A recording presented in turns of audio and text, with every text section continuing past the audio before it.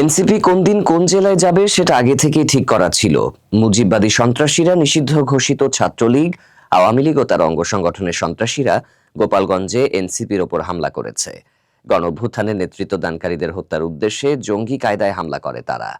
বুধবার রাত 9:30টায় খুলনা প্রেস ক্লাবে আয়োজিত সংবাদ সম্মেলনে এনসিপির আহ্বায়ক নাহিদ ইসলাম এসব কথা বলেন। সংবাদ সম্মেলনে এনসিপির সদস্য সচিব আখতার হোসেন, মুখ্য সংগঠক হাসনাত আব্দুল্লাহ, মুখ্য সংগঠক সার্জিস আলম, জ্যেষ্ঠ যুগ্ম আহ্বায়ক সামান্তা শারমিন, জ্যেষ্ঠ যুগ্ম সদস্য সচিব তাসনিম জারা প্রমুখ উপস্থিত ছিলেন। বুধবার সন্ধ্যা 7:30টার দিকে গাড়িবহর নিয়ে এনসিপির কেন্দ্রীয় নেতারা গোপালগঞ্জ থেকে খুলনা শহরে ঢোকেন।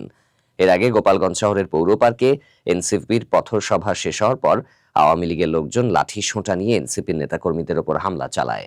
এর আগে পথসভা স্থলে হামলা, পুলিশের গাড়িতে আগুন ও উপজেলা নির্বাহী কর্মকর্তার গাড়িতে হামলার ঘটনা ঘটে। হামলার পর আইন শৃঙ্খলা রক্ষাকারী বাহিনীর সহায়তায় খুলনায় এসেছেন জানিয়ে সংবাদ সম্মেলনে নাহিদ বলেন, আমরা গোপালগঞ্জের মানুষের সমস্যার কথা শুনতে গিয়েছিলাম। সে বিষয়ে জাতীয় নাগরিক পার্টির ভাবনা কি তা জানাতে গিয়েছিলাম। সমাবেশ সফল হয়েছে। সেখান থেকে আমরা মাদারীপুরের দিকে যাওয়ার সময় ফ্যাসিস্ট আওয়ামী লীগ ও মুজিববাদী সন্ত্রাসীরা আমাদের গাড়ি বহরে ও আইন শৃঙ্খলা বাহিনীর ওপর হামলা চালায়। আওয়ামী লীগের উদ্দেশ্যে এনসিপির আহ্বায়ক বলেন, এরা যে জঙ্গিতে রূপান্তরিত হয়েছে তা দেশবাসীর কাছে আজ স্পষ্ট।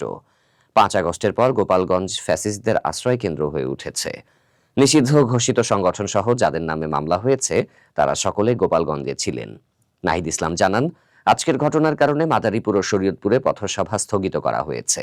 ফরিদপুরে পূর্ব নির্ধারিত কর্মসূচি হবে। দেশের প্রতিটি জেলাতেই তাঁদের কর্মসূচি হবে। যত বাধা বিপত্তি, হত্যা চেষ্টা চলুক, এনসিপির পথসভা থামাবে না। তিনি জানান, সারা দেশে বিক্ষোভ কর্মসূচি পালন করবে এনসিপি।